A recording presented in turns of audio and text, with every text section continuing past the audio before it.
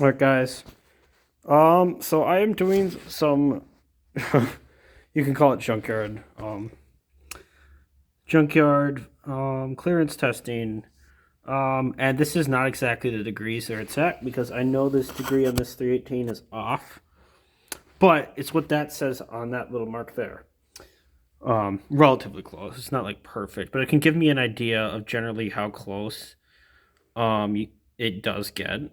And like it's not perfect, right? But I can zero out this scale, um, and then I can measure just how far down the thing went when I press on these valve springs, which I got light ones in there, to get a good idea of how close and um, where where the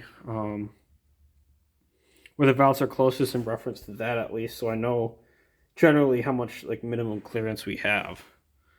So anyways, I thought I'd leave you guys with that.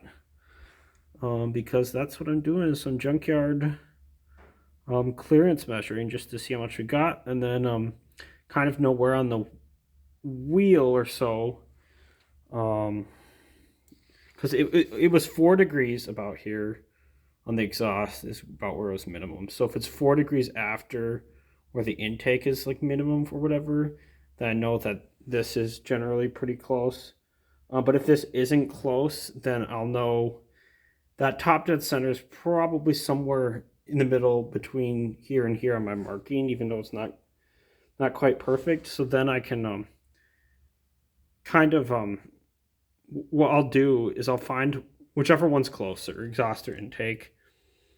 I will find that exact point on the crank where it's closest, and then I'll take the head off and I'll measure how far down the piston is, and then I'll just go from there probably.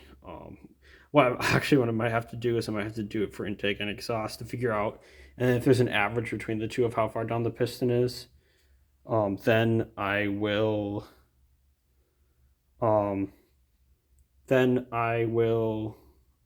that. But what I'll mark is here's what I got here is closest I wrote here intake and exhaust. I'm gonna figure out the degrees where they're closest and how close they are in reference to where it's marked on the crank for now, even though I know it's not perfect. So that way I can move this back and forth to figure out where the piston's at both, as close as I can get. And then we'll leave the piston down there so we can get the right cut. We'll leave the piston down that far so we can get the right cut with some junk valves that I made into cutters, which I will have to show you in another update when we're ready to go.